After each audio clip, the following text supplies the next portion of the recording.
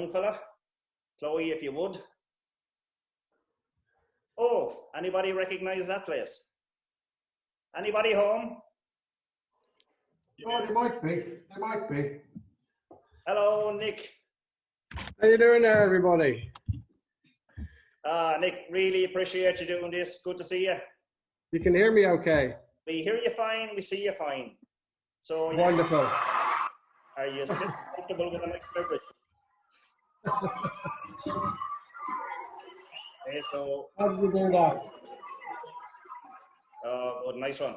Okay, so just check for sounds there, Chloe, please. Well, Nick. I've never rushed so much to tidy up a place in my life. I haven't even had lunch yet. Oh, well, it's early yet. You can still go out for your steak yet. Are you allowed out over there? Yeah. If you want to get out, you can go about as long as we, mask up. Don't sneeze or cough on anyone or you're locked up, isn't that it? No, you're okay to sneeze once, but if you sneeze 3 times, then you better look over your shoulder. Right, Nick, we're going to ask you a series of questions and they have to be very in-depth, full of detail. You know all the answers, don't you? No. No, but it's good to be here. What do you like? Must have nothing better to do on a Sunday afternoon, but it's good to see so many friendly faces I recognize. And I guess I can wave it. Yeah, you can't wave back, but it's good to see everybody. Everybody's waving, Nick. Well, funny enough, Nick, there's another 163 other people aren't doing very much then either. So. Oh my goodness me! You've caused a bit of a stir for some reason. So. Yeah, I don't know why that is. And the background looks a little bright here. I'm sorry if that's a little bit washed out. I turned the lights on, of course, but hopefully everything will stay working well, because me and technology, you know what happens if I go near it with these things, then it's normally a disaster. So well, hopefully the phones and everything else won't ring. We'll see what goes on. But far away, Pat. It's good to be with you. Welcome to my world, Nick, with the technology. Believe me, that's why Chloe is handling the admin, because now people are getting correct information. So it's all good. Yeah, so we'll kick off with the usual one, Nick. What got you interested in wood turning? Oh, how long have I got for these answers? They can be quite long. I mean, what got me into wood turning? I did my first little bit of wood turning, like a lot of us did at school, and it was just kind of a bit like an egg cup stuck to a plate. It was just a candlestick. It was a bit of burl, and the teacher wasn't perhaps the best. He was called Mr. Hutchinson, and I remember him being mean to me. He'd say, "Agar, go and find me an interfibrous friction fastener." And I'd be like, "What?" He said, "A nail, boy, a nail." So I didn't have the best start. But then later on, I was a forester, and me and a buddy, we were cutting this big dead elm tree, and it had fallen right across a track, and it was hung up in this hedgerow. And we got 4 chainsaws stuck in it as it kept, nature normally makes things drop this way. This thing kept going up and up and up. And we ended up cutting this big elm tree up into pieces to get our saws back, basically. And it was just beautiful, beautiful wood. And we thought there must be something we can do with this. And I kept a piece, and quite a tall, kind of about a 6 by 6 by 4 foot long piece of it, and roughly sawn out. And there was a local chap called Rod Jenkins, and he was running evening classes. And it was £5 at the time for an evening, and that was a fair crack into your beer money back then. So it was it was one of those decisions. But anyway, thankfully I took that evening class, and I went away with a big spindle that I turned after several weeks. And it was a beginning of the journey, I guess. I made a plant stand out of this giant spindle, and then some years later, I was made redundant out of some building work that I was doing. And it was my mother who said, actually, there's an apprenticeship scheme running if you want to go and meet this guy. He's a bit of an odd character. His name was Dougie Hart. But I think you should go and meet him. And, you liked that bit of wood turning you were doing in your evening classes, and see how you get on. And that was it. And so if you think of where Richard Raffin learned, in the town of Totnes, that's next door to Dartington where I learned. And actually Richard and Dougie Hart did a lot of work together. So the genre of turning I was doing was pretty much what you'll know Richard Raffin for, most of it utilitarian, not very much that way today. Wow, there's a great stable to come from then, isn't it? But they also, Yeah, yeah, it was. And you know, and we had various strange tools. Sharpening was, there was no, I think there was one 3-jaw chuck. Everything was jam chucks back in the day on old fell lathes. There were 4-speed automatic gearbox fell lathes. So for the first couple of months, my job was just making spindles with a taper on, and the taper would reduce down with 3 pencil lines on it. And you'd have to hit that into the jam chuck to make a spice scoop or a child's rattle or what have you. And of course, if your tool wasn't sharp or you pushed too hard, it came out of the jam chuck. So you learned the touch, a great way of teaching. You learned the touch of the tools early on, and of course, when they weren't sharp. And he sharpened a lot of the tools to begin with on an old stone grinder, which had a baked bean tin sitting next to it, which you'd cool the chisel in or wash the chisel in if we were wet wood turning first to go back to clean it before we ground it. But unfortunately, also he'd put his cigarettes out in the same order. So those funny memories you have. But it was a very lucky opportunity to be taught by a master and spend some time with him. And Dougie actually died 2.5 years into that, and a little early. He went into hospital, gave me a large spice scoop order, and said, "Don't come and see me. I hate visitors." But he never came out. And then I had to make a decision on whether I went into this myself or not. So it was decision time. I was still doing a bit of forestry on the side, so I had access to timber. And I moved to a rural skills trust place in Cockington, in Torquay in Devon. And this guy there called Fred Britton had a rack saw, which is a long rack saw bench and a 5-foot circular saw blade on it. And we just milled so much timber. So I got to look inside some wood for the first time, rather than just buying boards and pieces to work with. I got to open up parcels and parcels of wood, and there were horses on the estate pulling timber out of difficult places. So we got some great timber that would otherwise have been messed up or gone to other places, I guess. So that taught me a lot about timber. So I had a really good start in life as far as turning was concerned. But what got me into it, I guess, was just, as I said, that elm tree that fell over that lane that day that we had to cut up into many pieces, and thought about it another way. Well, I, like many here today, Nick, are really glad that you did pursue that career, because you've been so inspirational to so many of us.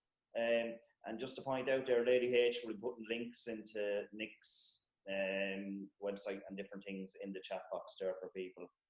So, what was the first lathe you used, Nick? Can you remember? Ooh, well, the first lathe I used would have been the fell lathes, actually, because on the estate in Dartington there was a mill, and that was the same lathe. So they were Fells or Oliver lathes. But the first lathe I purchased with the help of a grant was a Myford ML8. Not a great deal of room over the bed, but that served me well for a lot of spindle turning. I found that the bed used to clog up on it a little bit, but that was a kind of one of the available lathes at the time. And then there was Coronet Major, strange thing, which you could put a planer or a saw bench on the end of it with a round single bedway. I didn't like that so much, but there was a few I went through. But the first lathe that I ever turned on would have been a Fell, and they're big old machines. You won't be having less than at least a couple of hernias if you try moving one. Yeah, they seem to be the machines of the day, weren't they?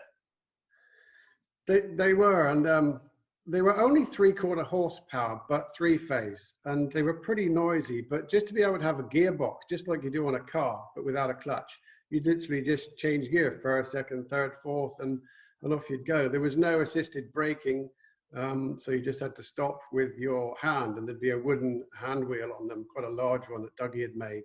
And you got used to doing that as a production turner. You got used to stopping fast. And still to this day, it's funny, we talk about muscle memory and how our minds work. Still to this day, my hand goes out to slow the wheel down. And all these wonderful machines we get with to work with these days are majority are electronically braked. So try as you like, you can't slow it down faster than it wants to do. It's amazing that the muscle memory, as you said. I was just going to ask Yeah, you. well, it's my muscle memory is better than my memory. I know that much. Goodness me, that's failing fast. Aren't we all? Aren't we all? Yeah. So basically, the first pieces you were turning, then they all utilitarian stuff. Yeah, spice scoops, garden dibbers. You know, I always thought, what would you buy? Something that you can poke in the ground to plant your seeds with. We used to have inch increments on them, but they sold wooden fruit, candlesticks, spatulas, porridge spurtles. You know, a lot of use with the skew back then. We used to do a crescent-shaped grind, which Dougie wouldn't let us sharpen. It was an awful thing to use, as far as I was concerned. But once you got the master of it, it kind of drove itself. It was just a crescent shape, no long or short edge, and no flat going into a curve. It was just crescent shaped. And well, that's the way he had us use them. So I guess that's the way we had to learn. But it was a lot of spindle turning before I was allowed anywhere near a bowl. When did you find yourself heading into the artistic aspect of the turning, Nick? I guess that was when I took my own studio on after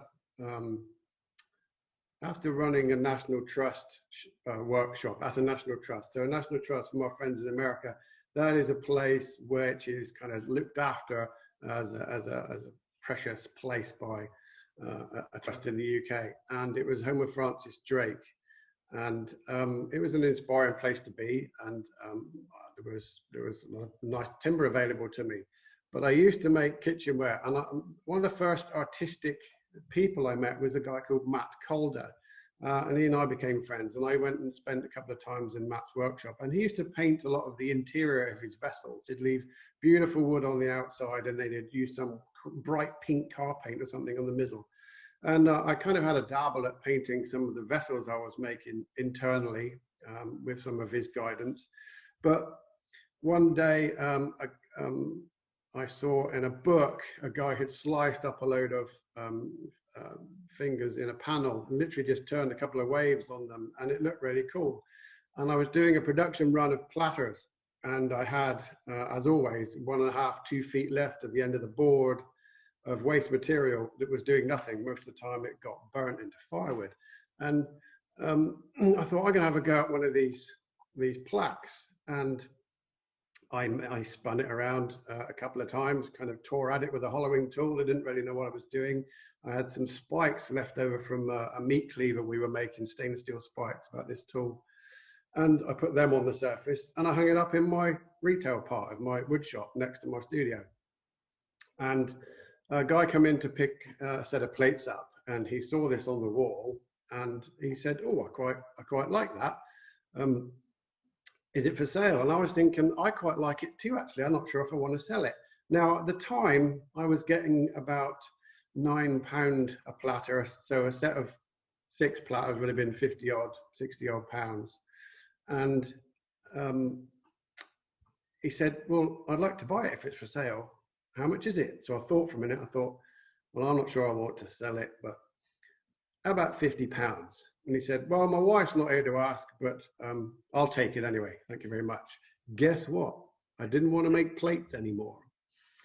And that was the opportunity to experiment on a canvas. So I did many wall pieces, and they gave me a blank canvas to experiment on. So I could then start to put some of those ideas onto my turnings. And it just took itself in its own journey. I never had any formal artistic training at all. I always say I must have been dropped on my head when I was a baby or something. But my inspiration comes from so many different things in life.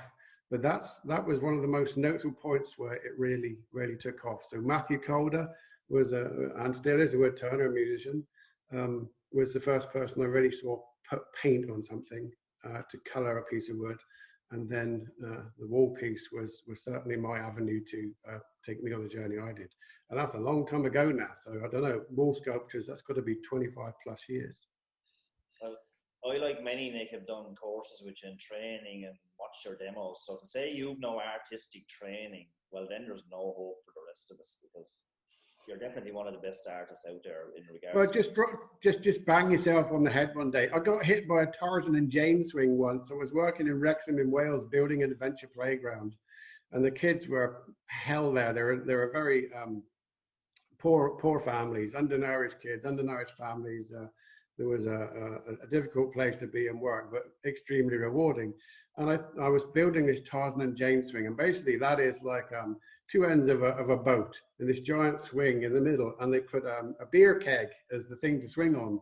And one of the kids just swung straight into me and knocked me for six one day, and I was seeing stars. And I don't think I've been seeing or thinking straight ever since.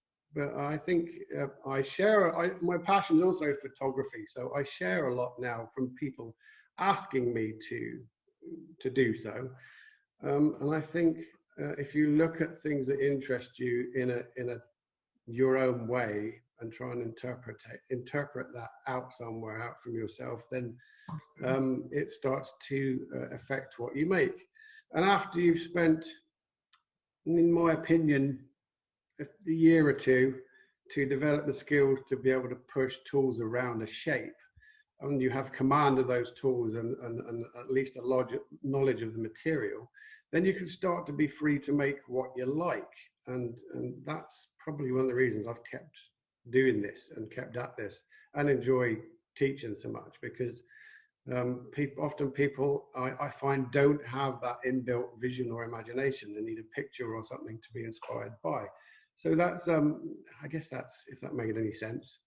Yeah, definitely. No, as I said earlier, it's great that you did follow that path, especially with the artistic work, for the inspiration you've given many of us. So, was there a eureka point in the turning, Nick? You know, the usual question here, things that clicked in for you, you just felt really good at it, this was hitting in right for you, other than the 50 quid for the wall hanging? Yeah, that's a pretty good eureka moment. There've been many. I mean, they happen over and over again. Wall sculpture was definitely that point. When I started to instead of making things you expected people to want, make some things that you felt were fun to make and put them out. So I had my own gallery on the side of my studio to retail, and I had 10 other artists. And watching what people came in and would spend money on, and the different levels of retail. So the eureka moment really was when I did something different to the pieces that I was making, even if it was just a salad bowl, and I would decorate a band around it or add some really funky shaped salad servers to it, then people really started to hook onto it. And looking at other artists' work and considering some of those avenues. So ceramics definitely is an influence. And then metal and basket work and all kinds of other mediums. It suddenly became apparent that you could put this on your turning, and it was really different. I mean, I was selling wall sculptures like they were going out of fashion. I'd literally put them on the wall in the shop, and 1 or 2 days later they're gone. And anything from back then, £300 up into the thousands. And that's eureka, when you haven't finished a wall piece and you go away and the guy looks after your shop, calls you, and you're in France or somewhere, and says, "I got a gentleman here who wants to buy that wall piece you've got leaning up in the corner." And I said, "I haven't finished it yet." And he said, "He doesn't care, he wants it for the boardroom, how much?" And there you go. So, you know, the eureka moment was certainly that believing in yourself, that putting your own voice on the work made a difference. Yeah, nice one. So for people starting out then, Nick, because I have people here in my workshop, beginners, and you show them pictures of people's work such as yourself, and they say, "Oh, I want to do that."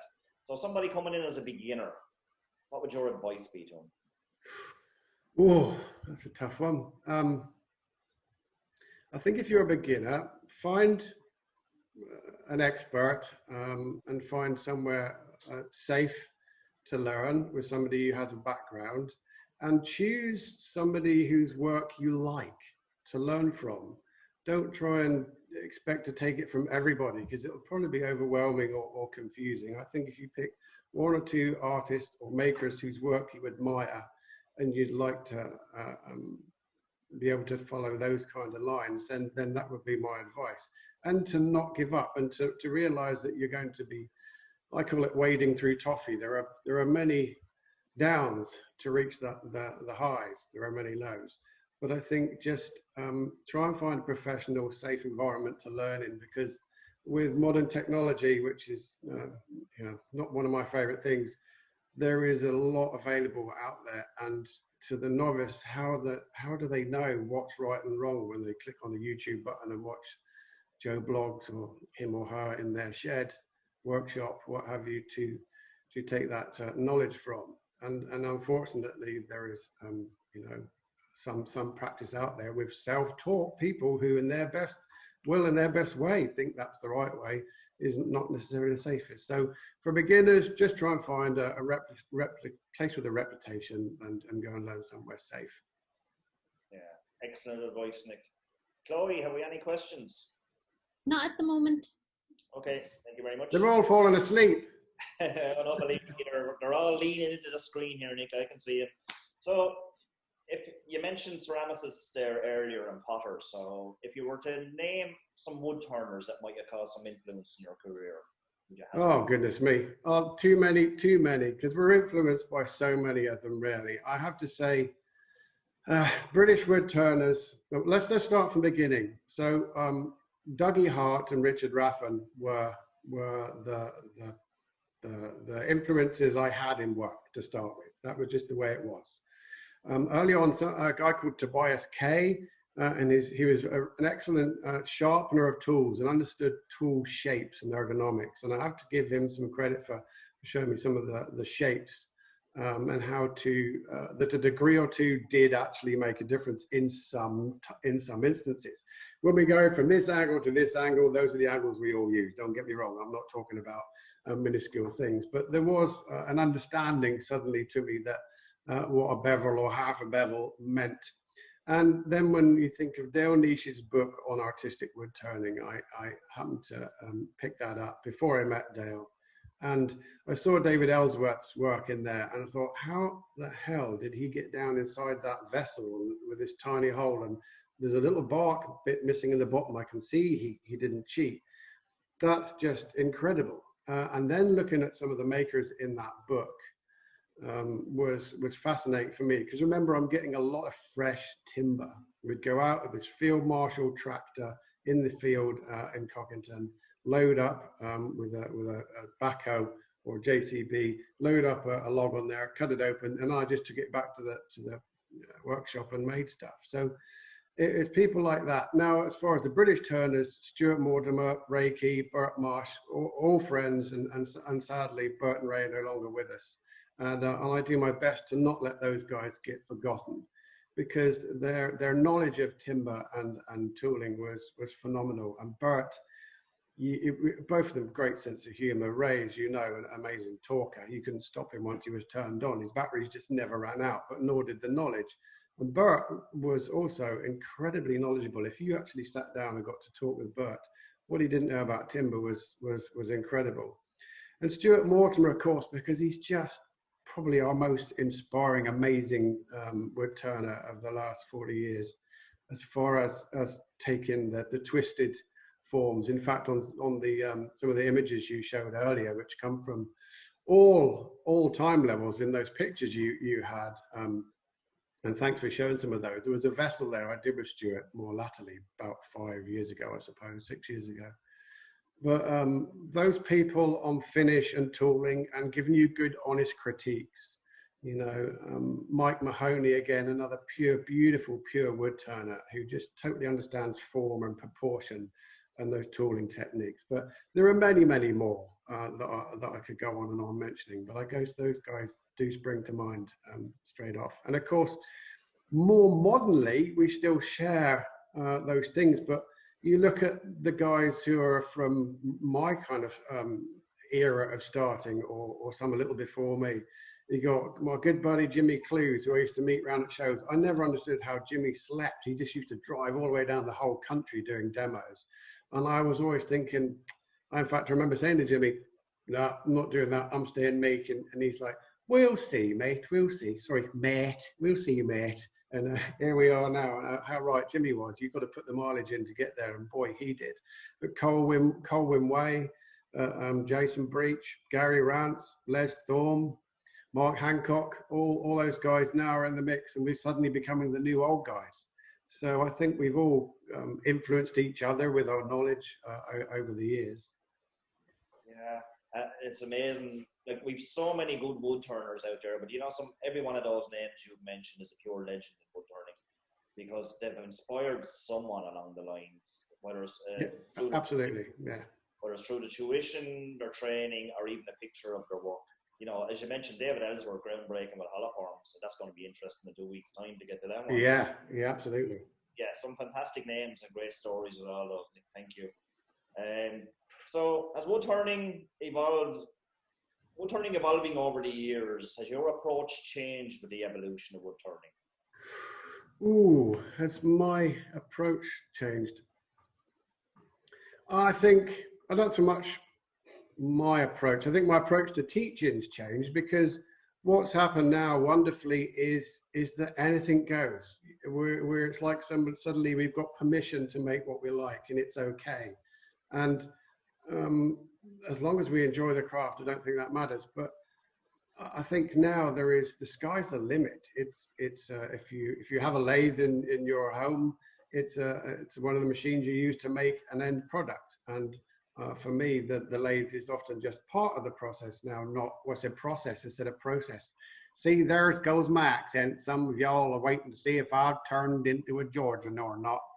I just learned to talk a little slower so that when I'm ordering my barbecue down at Uncle Shug's, I get what I want. Because if I just go in and ask for 3 pieces of chicken and chips, I just get a funny look.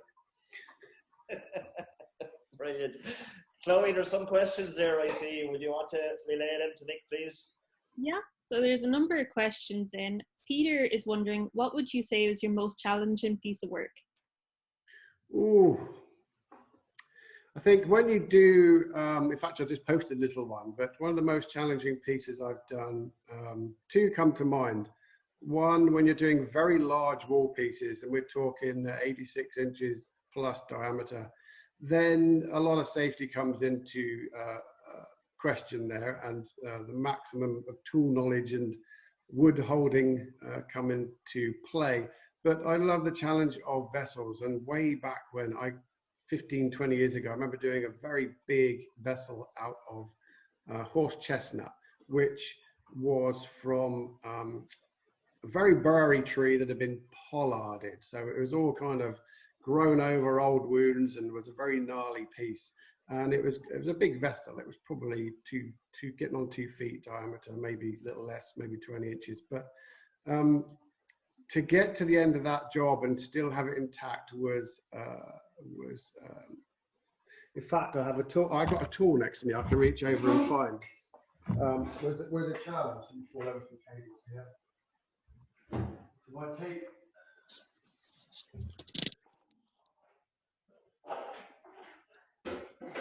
Didn't know I was going to get asked this question, so you end up. So this is back in the day. Was doing a lot of hollering out of homemade tools. So to make that particular vase, so this is a standard Sorby arm brace tool, and this is the one I had made to get inside that vessel. So the difference, and this is where you start on the tool rest, the difference before we're even getting inside the vessel over that reach was extreme, because you can have some ideas, but not every tool will do the job. So big vessels are challenging. Scale can be challenging, and to the tiniest thing, making a 4 mil high goblet with an integral ring on it for an exhibition once called Size Matters was a challenge. Those are just things that come to my mind for that question. Good question, thank you. Nice one. Perfect. Chris has a question for you that you recently posted about a shield you recently turned for the Torvik Chicago office, and he'd like to know, could you maybe talk a bit more about it for him? And Sure. Sorry, Nick, can I just interject there? That's Chris Fisher, the UK, known as the Blind Turner. That's why the description is required. If it's okay to say that, Chris? Of course. Hello, Chris. Thanks for being there. Yeah, Chris is doing fantastically. And I met Chris a couple of years ago. He came to the class with me, or time flies, it might even be 3 years, I don't know. But the shield was a culmination of me wanting to do something which looked really heavy, but wasn't, and it was made of wood. Totally not about seeing any material at all. It was made of soft maple. and it involved a lot of carving, and a frustrating amount of carving actually to do it. But I really enjoyed the material that I could use to embellish it with. So it was turned in two parts. The whole disc was a laminated maple to get it that size because it was 3 feet diameter. And then the center boss was turned and hollowed and glued into a socket. And then the straps were all carved. So you've got that gentle curve leading out to the bead on the edge. All the straps had to be carved into the body rather than me wanting to fit laminated pieces on it and then turning the rivets to hold it on and gluing those in. And there's a product that the company I moved to Georgia for across the road, Chromacraft, make called Rustina. And that allowed me to get the patina just how I wanted to make it look like a heavy bronze. It looks more like a door hatch of a Captain Nemo submarine, really. But it certainly looks way heavier than it is. And the Rustina has a particulate in it, which gives the rust a texture. So it was one of those pieces of work you crave to get commissions for because it allows you to play with the toys you've had invented in the way you want them. As an enjoyable piece, but it was 2 pieces of wood. The first piece was laminated together, so out of several once cut up, and then of course the rivets were all individually turned. And the Tormek actually did post a series of pictures on the US website of how it was made, so you might be able to find some there. But I will try my hardest to post a few more pictures of how it's made because a few people have asked. Brilliant, thank you. So you utilize color a lot. Scott is wondering what inspired you to do that, as he says many woodturners think coloring is something that shouldn't be done. I think that's more in the past now. Let me answer that in 2 points.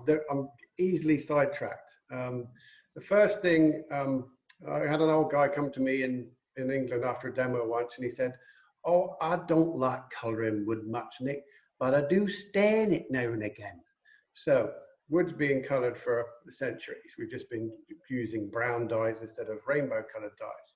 I think coloring wood is important for the reason of giving the piece longevity, really. So dyeing it its color or dyeing it a natural color is a useful thing. So a lot of the diehards, let's call them, can't get in their mind or go there that they need to keep that voice of that wood a little longer. If you've got a piece of pink ivory, Padoop, Purple Heart, it's brown pretty soon.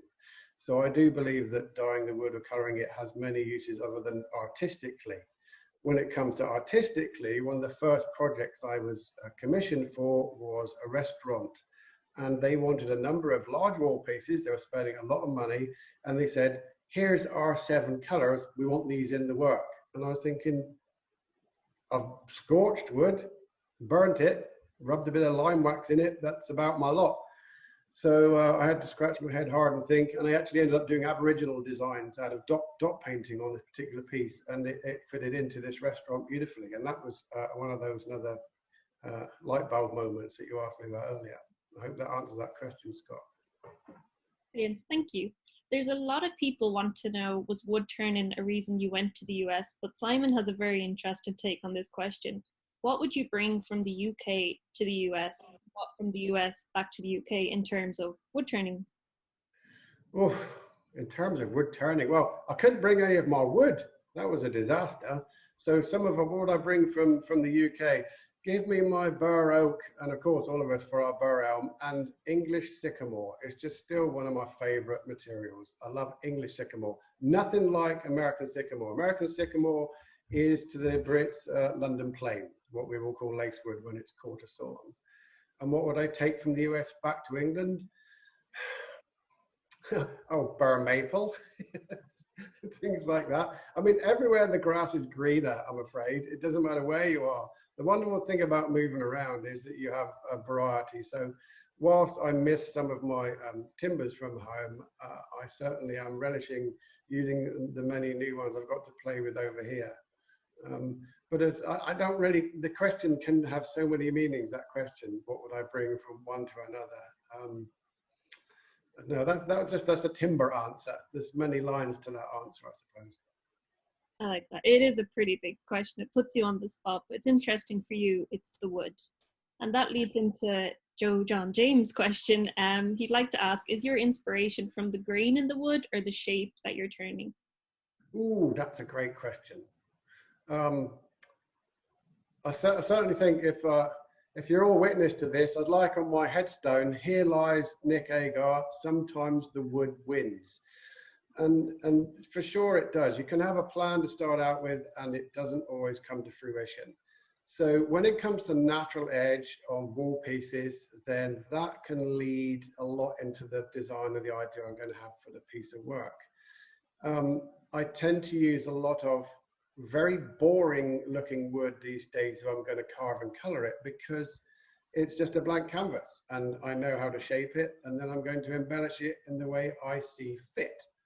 So if it's a beautiful piece of wood, we just want to show the wood off and then get the shape right. And there are some, there's some incredible artists out there at the moment doing some amazing, amazing work, and I can only admire them. But where half this timber comes from, I've no idea, because I don't even come across it. So I like nature as voids, natural holes, all those things in it, so that gives you a bit of an unknown outcome when you choose to do a vessel or something out of it. Wall pieces, the natural edge definitely has an end say, but beautiful wood is beautiful wood, and I'd rather just show it off to its best. I believe if you're going to make yourself something to eat off at home, make it out of a beautiful piece of wood. Brilliant. I'm getting a lot of questions here about, they're trying to stake a claim on you. Why did you go to the US? Was it for wood turning? And maybe not in the near future, but do you reckon you'd go back to the UK and do some classes? They all want to. I mean, I've been extremely useful to travel around the world. I've been on the road for 12 years now, and living out of a suitcase becomes tiresome after a while. I made a lot of friends around the world and value them dearly, and of all ages and all different walks of life. But the US, if you think about it as a business move, I have a big contract with the Finishers company over here, so it made sense to be here. And getting a green card to allow me to come and live and work over here took a lot of effort. Believe me, it's no small task to take on. But it's really a numbers game if you think about it. Not only do I love the country, it's got an amazing amount of inspiration about it. I mean, the last couple of weeks, I just drove 4,000 miles. I didn't have to show a passport anywhere, and where at home can you do that without turning around several times? The numbers game is there are more people. There's just more people in this country. So per head count, there is more business available. And in America, they really do love classes, and I like teaching classes. And there are some fantastic schools here. Okay, I love the place I've put together here, but I was fortunate enough to teach some of those schools before I made the decision to come over. And just the whole package that the US has to offer the artist and woodturner is very different, and it's just one that attracted me. And everybody would have different personal reasons for moving somewhere, and it was a big thing to leave family and everything behind and move lock, stock and barrel over here. But I wasn't getting any younger. I'd reached a point in my career where I actually wanted to slow down all the international travel. And whilst across the pond is a trip to Europe, that can be done. I can spend a month or 6 weeks away and do it in one hop rather than going backwards and forwards all the time. So it just made sense time-wise at my time of life and as a career move. And I've just had have the most amazing people over here that I appreciate. Their help and welcome's been overwhelming. And I think now, if I was still in the UK, with the world and the way it is at the moment, I'd certainly be more concerned than I am where I am now. Brilliant. Thank you very much, Nick. So we're going to throw you back to Dad for some more questions there. Hey, Dad. Hey, thanks, Chloe. Great job as always. Just a couple of points there. People are messaging me privately. Just put them into the chat box for everybody, and Chloe will pick up on them. Okay. Is that you? Is that you in the purple shirt and the tie pat? And I can see up there in the corner. Thanks. Oh, it's not a tie. It shows how good my eyesight is, doesn't it? My magenta smock everybody loves, Nick. I'm sure you appreciate it. A magenta smock. There you go. Brilliant. I just love listening to your accent. You know, I'm sorry for some of my my American friends here. I probably speak in fast, and for some people I do. Part of that is nerves, and part of it's just when I go off on my own little planet. So if I'm speaking too fast, slow me down. But it's good to hear your voice, Pat. Sorry, what were your question, Nick? You're doing great, Nick, and your answers are just phenomenal. It's brilliant. Thank you kindly. Yeah, I'm just saying there are a few people are marketing and financial questions there. We just don't, any newcomers, we don't do those questions. So, sorry. So, Nick, do you recommend avenues for people to explore when we're going to promote their work? Oh, yeah, well, it's media now. My pet hate. I'm awful at it. I like I said, I go near wires and cables and computers and things go on. But I think your local, starting at your local woodturning associations, and then, of course, social media is where a lot of it's at the moment. Aside from that, you cannot beat hawking your own work. I think if you're going to look at a gallery or a retail outlet you're going to sell your work from, have a little secret shop there to begin with, to go and have a little recce of the place to make sure that your work isn't used to display other things in, for example, and that they're going to do their best to help sell your material and that they have a reputation. And going asking and showing something physically sometimes certainly is a benefit than expecting everybody to find you. The world doesn't come looking for you. You've got to go looking for it. I remember my ex-wife writing off to galleries and sending pictures and things. And you'd be lucky if you so much as got a reply. But if you actually went physically there with some work and put the effort in to go and show them what you were about, and they got to see you as a person, then you learnt what they did.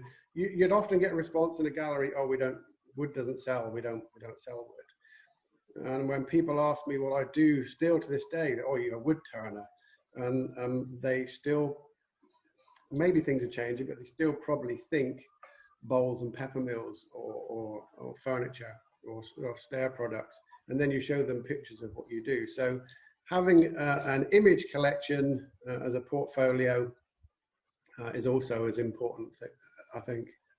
I can talk. I mean, my website, everything needs updating. I'm a terror at it. I'm a terror, but I've got myself this far, so I did something right. But I think a bit of mixture of everything these days. Your work speaks for itself anyway, Nick, but yeah, as you say, there's nobody going to come knocking on your door. You have to establish connections. Yeah, that's good advice.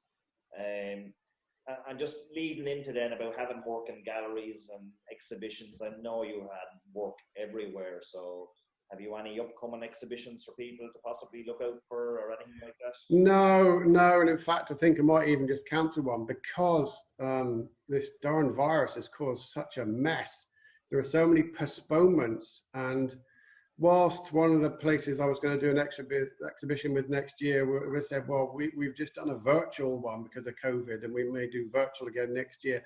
I think nothing can beat people physically walking around and seeing every angle of your work. So I've nothing at the moment. I've been fortunate enough here to be getting some wall sculpture commissions coming in and just a little bit of work trickling by.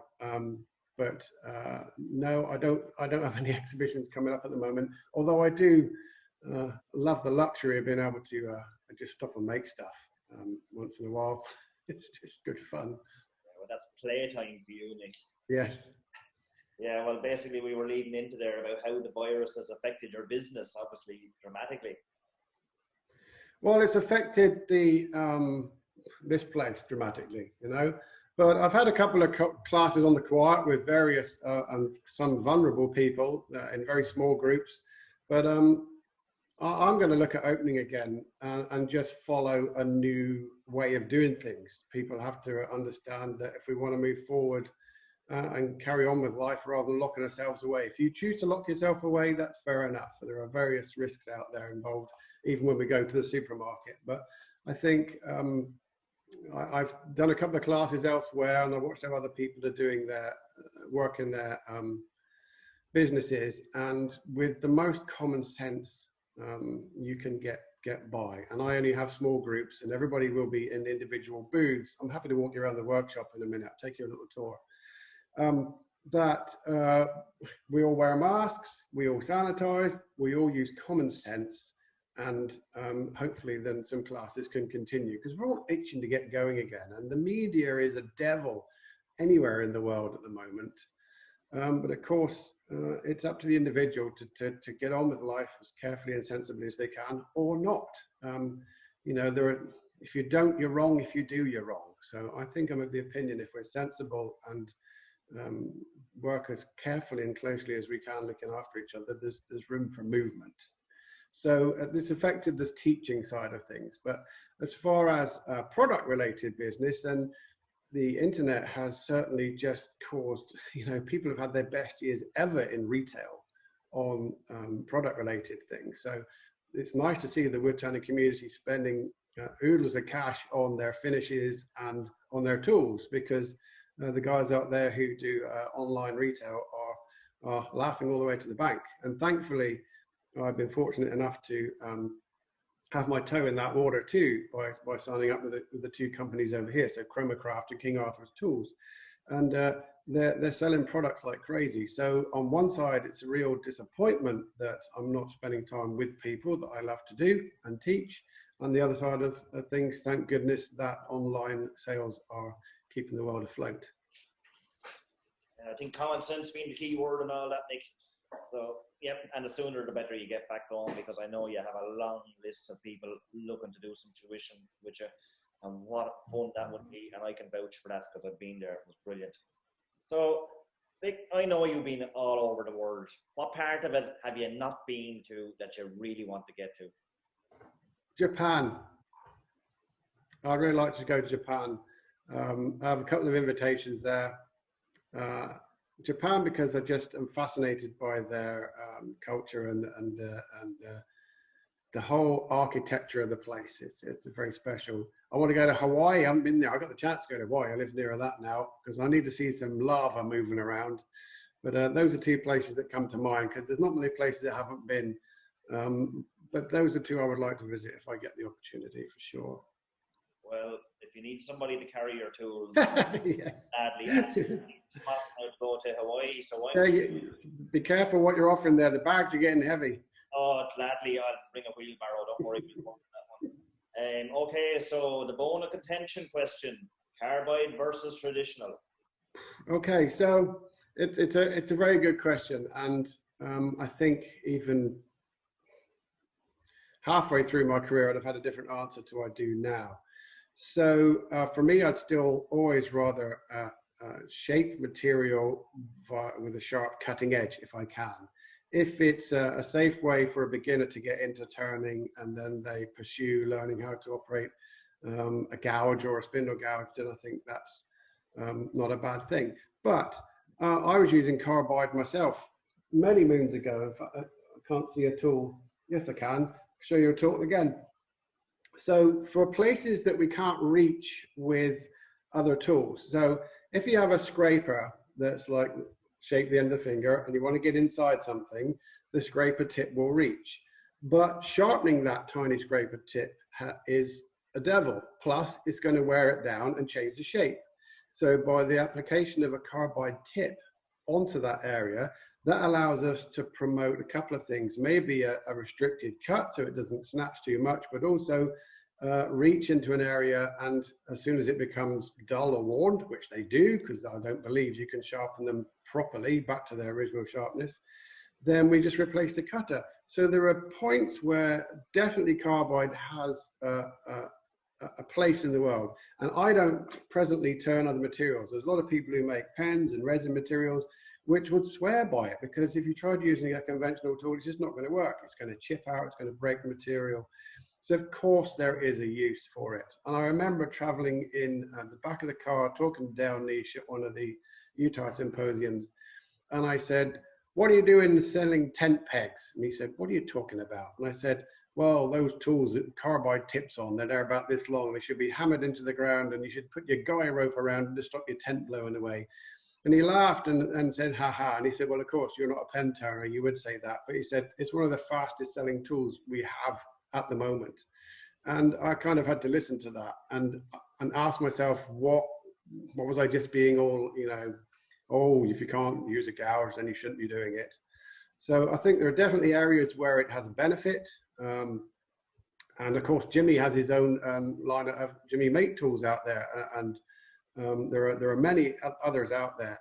But I know that I see some people that can get pleasure out of a weekend hobby and hollow out a box or something end grain and not have to learn all the pains of snatches and grabs that a lot of us have gone through.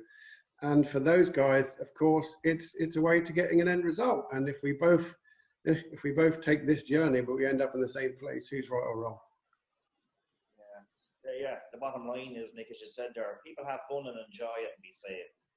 Absolutely. Yes. Yeah. So excellent. Thank you very much. So, advantages of symposiums and woodwork shows, Nick. For the attendee, yeah, just getting to watch, watching those guys do the actual making. I think watching somebody's hands and feet and body movement is all important. Right, you can't see that in a book. So seeing a live demonstration, listening to sharp tools, dull tools, whatever's going on, certainly a benefit. You can't beat a hands-on lesson or a symposium with good camera work. You get extra benefits from it rather than just reading a book. And even videos, better than reading a book.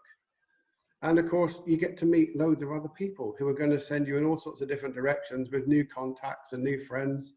It's just that part of our big word turning family. So the other thing about symposiums isn't just watching the people you went to see. It's about meeting all your buddies and finding out, oh, there is another tool you didn't know you needed to have. Most of us anyway. Yeah, and don't forget the lemonade after the symposiums. Oh, of course, yes, especially the black lemonades. Good stuff. Okay, Chloe, how are we doing on questions? Yeah, there's a few, and there's a lot of people curious about your move to the States on if you had to really readapt your wood turning style, or if you kind of stick to the conventional UK style using gouges and stuff. And what's your preference, really? Oh, totally using gouges. I mean, the place is full of them. But no, I haven't had to adapt my style. One of the best advice I ever had really on in my career was, Nick, you're a bit of a crazy horse, but whatever you do, don't stop being yourself. So that was good advice. I've kept being myself. And of course, as an apprenticeship taught Woodturner, I'm still going to maintain cutting wood the way I've cut it. And I teach cutting if I can possibly do it, rather than most other forms of turning. But no, I haven't really had to change much. And the reason I moved over here was to still push that skill. Perfect. And there's a number of people telling me, that they really aspire to your style. They seek inspiration from you. With regards to, you do a few where you actually have paintings on them. Are those straight from your head? Are you copying them from anything? Oh, we all have whatever is in our memories. So I've never really wanted to straight copy anything because I don't feel the same satisfaction from it. Sometimes you need to assimilate something to learn a way that something is done. But my passion has been photographing around museums, wherever I am in the world. And for myself, I just take thousands of pictures. And of course, I don't go back and look at them all, but they go in. So I think that inspiration comes out. Now, occasionally I might go and grab a rusty old pipe or a handful of leaves or go and look at some ceramics and actually make sure that that's accurate with my idea. But no, I think that's the best answer for that. I like that, yeah, because there's a lot of interest, particularly the one where you have the fish circling it, and someone was asking, is that a painting? So no, it is phenomenal. Fish circling, so the fish on the platter, and that's airbrushed. That was done as a demo piece in Magma show in Austria. Perfect. And let's see, obviously your studio behind you is getting a lot of attention. It looks class. So people are wondering, can they expect to see you doing Zoom demos or on any of these new platforms anytime soon? Oh, Lord help me. Half the stuff I put away today to be able to move in here was getting ready for that. So are you ready to have a little bit of a walk around with me? Would that be okay?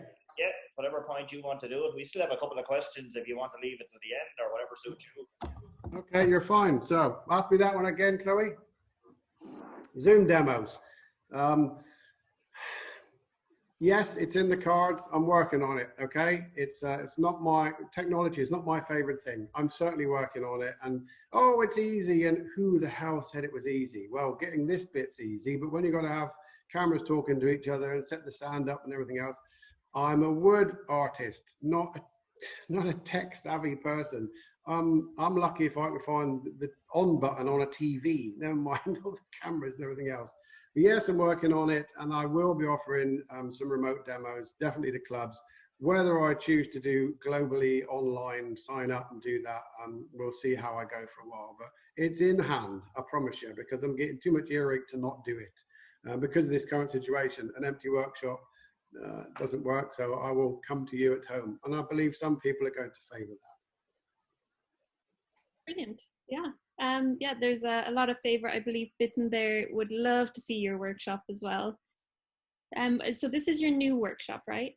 Yeah, this is the workshop I'm in. That's behind me, and I'll try and take. I've only got so much of this this stuff, whatever it is, but it's plugged into the wall, and that's the reason we can talk at the minute. It's a bit like an umbilical cord for the internet, isn't it? So we'll have a little bit of a walk around, and hopefully I won't trip over my own stuff.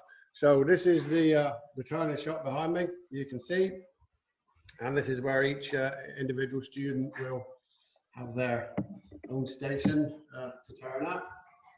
And I've already got caught up, see that didn't take long. I got caught up on those turning tools that I showed you a minute ago. And there's a few fun things in here. I try to collect a bit of wood turning paraphernalia. So there's weird things on the walls. Oh, there's the workshop clock behind me here. That's a bit of fun. Look. So you can see the time here. Goodness, I've got 2 minutes to go.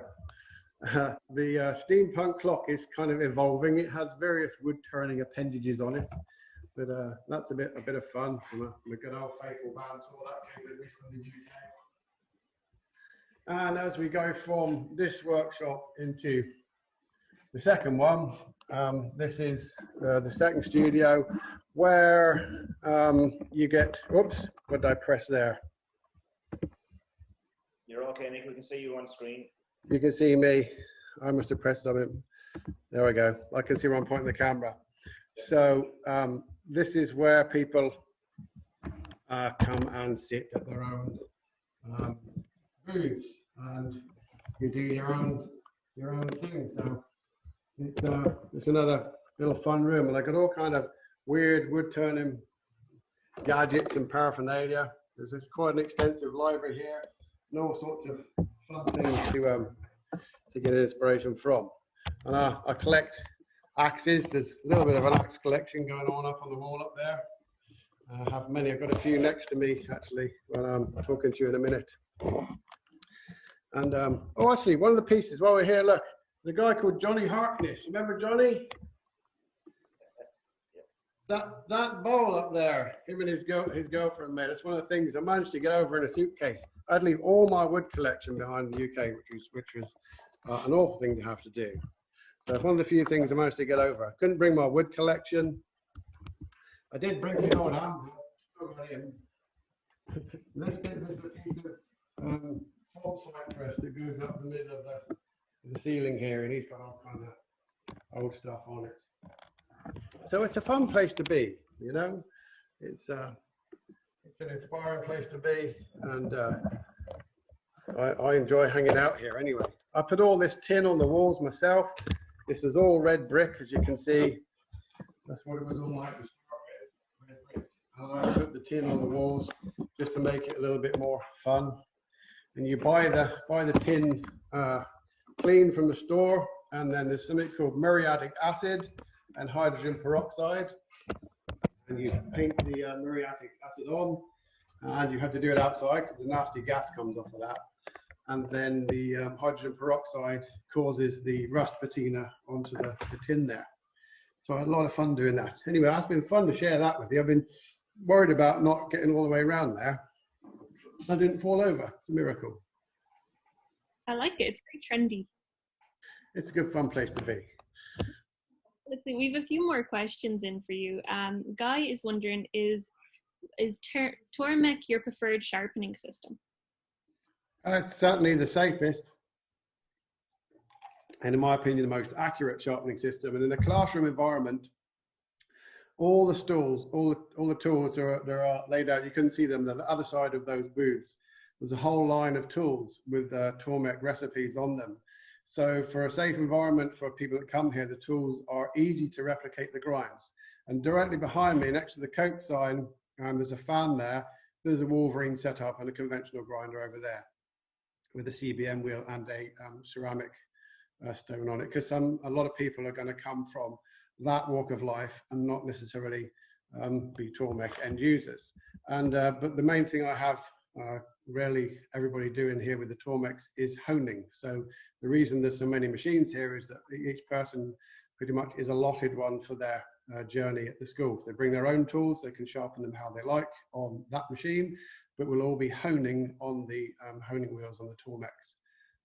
And that's just a way forward. Other ways of honing, you can use ceramic or diamond files or not hone, each to his own. That's just the way I like to do it. And a sharp tool is better to work with, in my opinion. Yes. Okay, before we throw it back to Dad, or Barney as they now know him in the chat. Barney. Barney is currently trending. What lathe are you currently using? Well, I have all robust American beauties in here. My lathe is just behind me here is a long bed. And you can see the VB36 beside it. There's a couple of those in here too. And the VB36 I use for most of my wall sculptures, and the long bed robust there is my own sort of, that's my demo lathe. And above it there's a big monitor on the wall there. The students can see what I'm doing. Nick, when you're moving the laptop, Nick, I think your hand is over the speaker part of it. And I know you're miming. I didn't do that. I didn't do that this time. I was going to do the microphone. I can Experience that. I say that to symposiums. Yeah, give sound engineers a heart attack. I know what you do.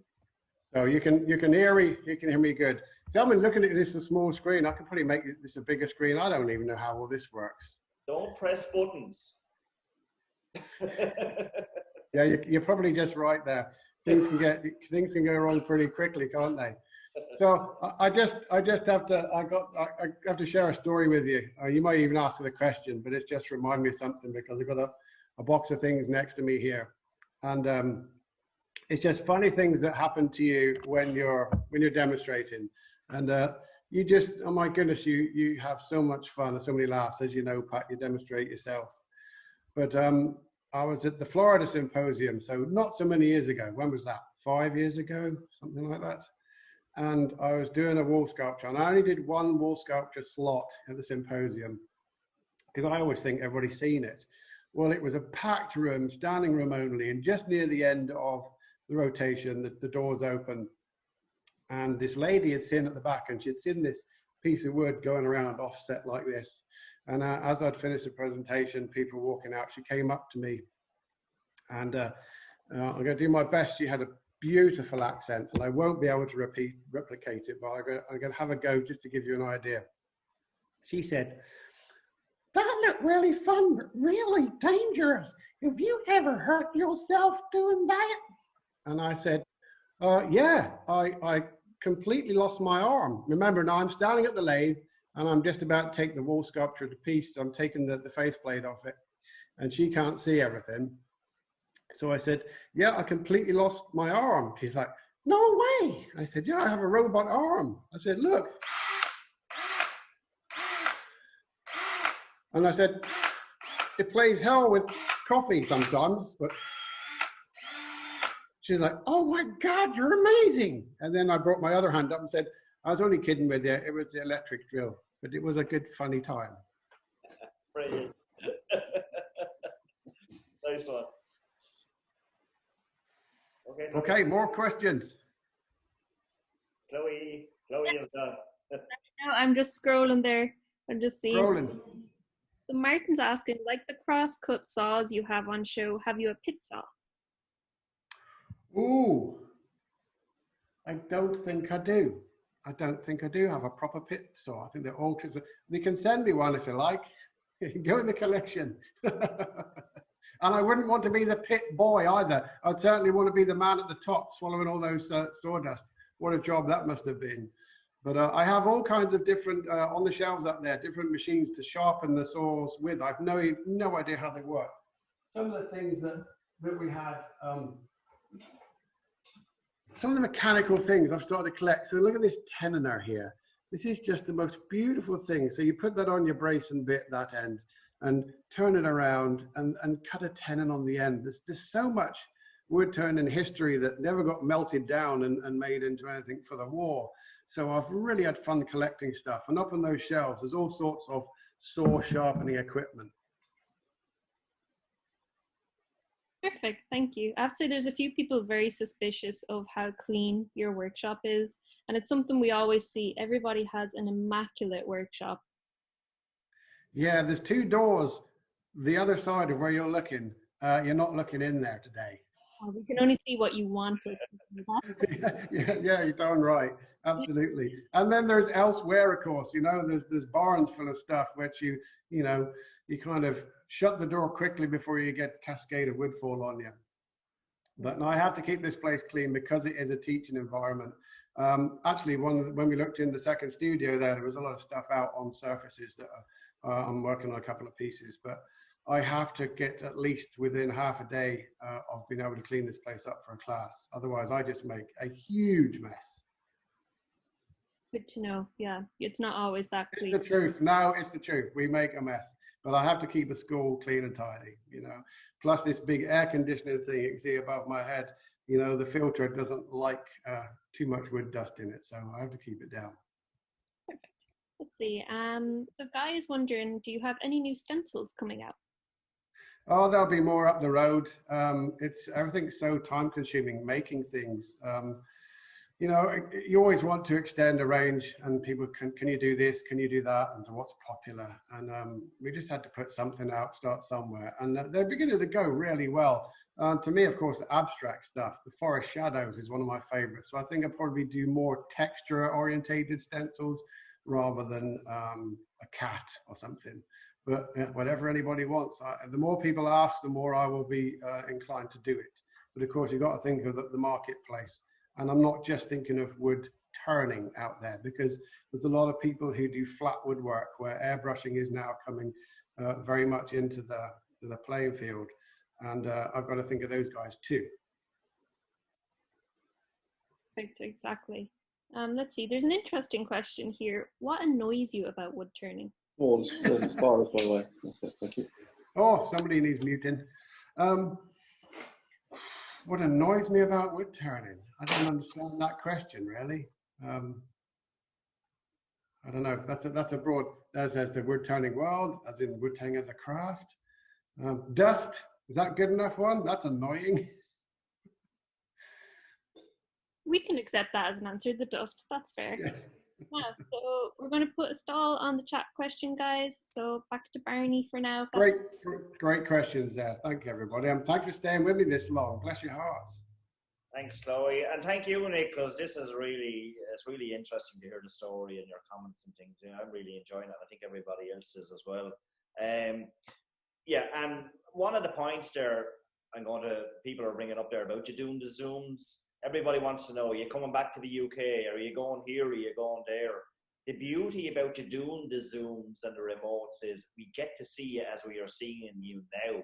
Obviously, it's not the same as meeting you, shaking hands, whatever, but hopefully you will do some more of the IRDs and get a grasp of the technology as some of us have had to do. For sure. I mean, I want to do half a good job. I'm not going to be somebody which has 17 cameras and major close-ups and everything else. I'll have what I think is necessary to be able to speak to you face-to-face and overhead and over the shoulder kind of camera. Because there's just me here. I don't have anybody else with me to help me, sadly. I love that, but that's not always practical anyway. But yeah, for sure, they're going to be coming. And as soon as I get the chance to come home, I haven't seen my family since February, and I miss them. And a lot of people it's going to be crazy when we can fly again, because imagine all those people who've got family all over the world that they want to go and see. And I was due at 7 symposiums this year, and I managed one. The rest of it all cancelled. So of course I will be back. And as soon as I can get back to the UK, I'm going to make it. I'm patron of the Max Carey Trust, and they mean a lot to me, those guys in Bristol doing wonderful work. And of course, being a member of the Worshipful Company of Turners, there's meetings I'm missing. There's so much stuff I'm missing out. And of course, I love old England. Never forget where you came from. And of course, I'll be back to do any teaching and demonstrations I can do. But if this is the way forward for the time being, this is the way it has to be. And that doesn't mean, of course, I don't want to jump across to Norway and the rest of Europe, because I've got a lot of business and great friends there. So of course, I'll be back as soon as I possibly can. I haven't it's not a one-way ticket. Yeah, we all look forward to that, Nick. Nick, there's one of your pieces, when people see copies in woodturning, definitely the first is one of your pieces that people have copied. So give us your thoughts on that and we know the piece that we're talking about. So just share. About copying, or a piece on, you want to see a piece of that work? Your particular piece, your Viking bowl, your sunset bowl. So if you'd like to elaborate on that one. Well, that was a culmination of effects that was born from the Woodturning Cruise, the amazing event that is the Woodturning Cruise run by Woodturner in Norway. And Odd Eric and his crew put on a great event. And if anybody gets a chance to do that ever again in their life, COVID pending, let's just hope there's one more. We always keep saying that. I guess the poor guy's got to retire one day. But I didn't invent the bowl. I didn't invent sunset colors. I didn't invent embellishment.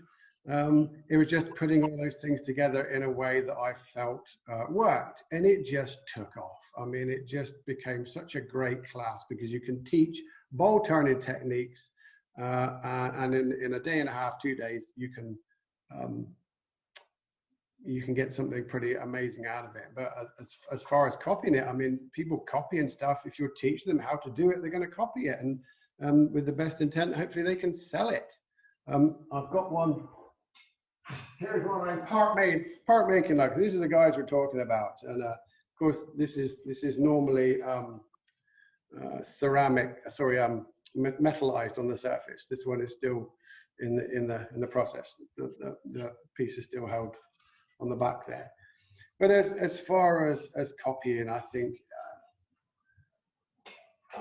if you're asking me that question, plagiarism, whatever, I think the woodturning world is much smaller than people realize.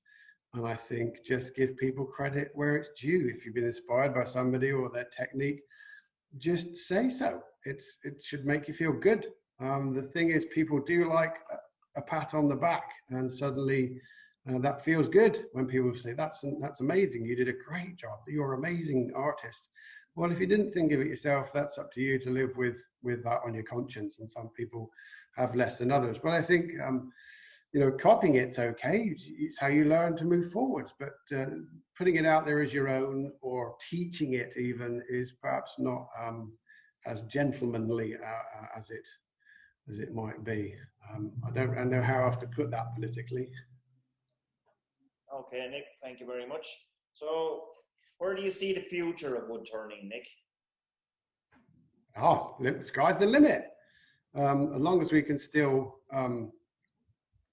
look after our material, and of course, with technology, we learn a lot more about health and safety. But I think as long as we can still get our material, I think the sky's the limit. There's so much available to us now. It's a fantastic material to work with, wood. And I think technology has helped us in many ways with the tools available to us now. I mean, we can do stuff I could only have dreamt about when I started.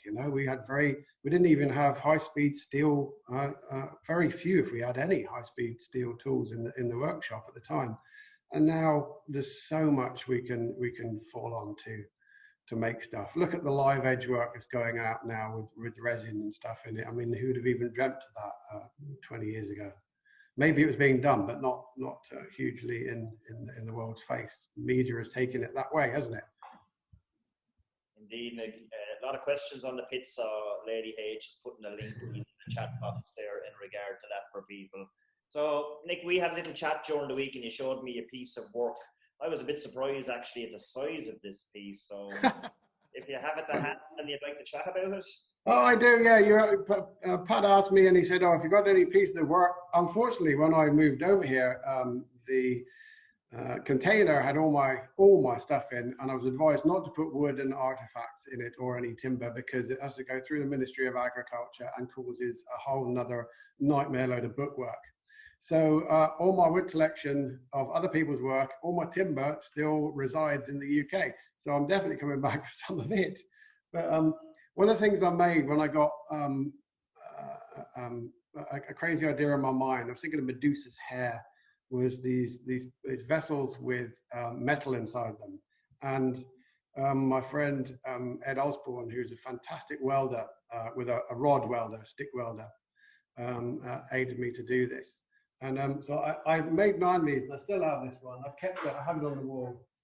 And these just were a bunch of fun. So this is English sycamore. It's very, hopefully you can hear that, very thin. And this was before airbrushing. This was using masking material and a spray diffuser. And Liberon did some great colors back then. This was a peacock blue, and they don't do it anymore. It's a real shame. But he's quite a big lad. And all these pieces were fabricated in steel. I had to grind these down on a bench to reduce them to the fine points at the end. And then I shaped them around a wheelbarrow wheel and a car wheel on a metal bench. And then this tail here is a hollow hammered out tube, which is a welded seam. And inside the vessel, there is a tube which all the corresponding tentacles, should we call them, are welded to through an opposing hole. And with the challenge was, well, making this, that you had to not get it too hot, that the wood would split. If the weld dropped off inside the vessel, it would burn through because it's only a couple of mil thick here. And of course, as the wood shrinks, as the steel shrinks cool, it pulls itself tight. So the way this is fitted in this end is a socket, a bit like a box lid. So it's male, female fit. So as these cooled, they pull the tail tight into the end. So all that being a challenge to make the piece succeed. And had some good inquiries from shipping companies and all sorts for those. They've gone everywhere. But that was before the Matrix film with all those things were whizzing around, by the way. So I don't know, that's got to be 10 years or more. It's a fantastic achievement to make that, Nick. It's not just obviously the visual of it, but what you've just said, the description of how you've made it. Yeah, phenomenal piece of work. Funnily enough, nobody's copied those. No, your head must be really messed up in there to be thinking. I'm sure it is. I'm sure it is. No, phenomenal work. All seriousness, really brilliant. So, Chloe, have you any more questions before I get to the last one? Well, I think we're all good. Everyone is very appreciative of your evening with us, Nick. Great inspiration, and people are really keen to try out some new ideas. Yeah. Oh, it's absolutely a pleasure. We go on talking for ages. Listening's harder, you know, when you're all sitting in your homes listening to me waffle on some stories. Some of you know me better, and some will know there's far more stories. And I've been fortunate on my worldly travels that I have many stories to tell. Some I'll remember, some days better than others. You know, I wrote some notes down on my phone to try and remember a few things. Of course, I haven't even looked at them. And it's funny when you answer questions in this fashion that I think it's better to do it spontaneously and honestly than have read from a book and be over prepared. That may be for some people, but not for me. But, it's kind of where we wanted to go with this, Nick. It was just a general chat with people, earwigging as we call it. And I think it works really well because the fact that you don't have to reflect back to notes, I think we're getting a truer representation of you and your life and your work and whatever. Yeah, I think it's honest. And you're a very good interviewer, Pat. I think the way you make, I was actually quite nervous of the interview. Bizarre of all the stand-up demonstration I've done over so many years. I mean, if you're not a little bit nervous about something, perhaps you shouldn't be doing it. But you put the person you're interviewing in a good, relaxed place. So good for you. You're doing a great job. It's made it all the more easy. Well, I couldn't do this without Chloe and Helen, so big yeah, I wish I had a Chloe and a Helen as well, believe me. But let me tell you, for the IRDs, I would be lost. And this, so the two ladies helped me out greatly. But Nick, you've inspired, you've helped, you have taught so many, encouraged. I've yet to see any comments on Facebook or whatever that you haven't answered. You're just a phenomenon. And I'm going to thank you personally, and I'm sure everybody else wants to thank you. So the last question, Nick, anything that you want to add to the conversation? Use reliable tools and buy tools that you love, you know. And if you stop collecting wood turning tools or other stuff, then there's plenty of other things out there. So, and I collect axes, and that's my passion really. Axes and a lot of Norwegian knives. And this was one of my. It took me years to get this one. One of my favorite. This two-lugged Viking axe here. Keep at it. Enjoy what you do. Don't forget it's meant to be fun. It's a lovely sharing environment we're all thriving in, hopefully. Don't forget to credit people if you think you've used an idea that somebody's influenced you by. Stay safe, and hopefully we'll all bump to each other very soon. And hopefully I won't be driving or teaching on a Sunday, as I seem to have been for the last 6 weeks when you're doing this. Oh, it just seems to be sod's law that I'm working or driving some long distance in America, because we're of course that time behind you. Well, you're obviously going to be always in demand. There's no doubt about it. So, but yeah, just I can't thank you enough for taking the time to do this, and everybody else that has done these meetings, and the upcoming people that are doing it. So many people interested in doing this, and the ironic part of it is I'm getting a few emails, can I come on it? And I say, wow, you really great. I don't care what level people are at, you know. Absolutely. We're all in it together, you know, and it's just great to hear some stories, you know. Some can be sadder, some can be madder, but it's all good to hear. And if it keeps our little world going at the moment in these really difficult times where all of us are suffering in some way or another, whoever you are, wherever you are, there's some pain going on in our life. And I think this is a great thing to be able to do. So good for you, Pat, and thanks everybody, whoever you are out there. I can't see you all for being there, listening to the Brit waffle on, and I'm sure we could have had many more answers to questions, but hopefully I answered them fully enough, and that you got the replies that you wanted. And just thanks so much for having me, guys. No, it's been brilliant, and thank you so much.